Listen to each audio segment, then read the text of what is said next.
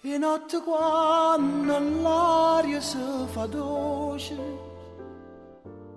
e a luna forte luce mezzo cielo, lontana pare sentire una voce che si rivolge a me con una preghiera che sì, ti sei perduta,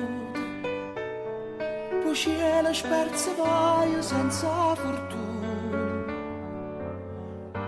Io sono Ghinola, sua voce non battuta, tu sei guaglione non mi conosciuta.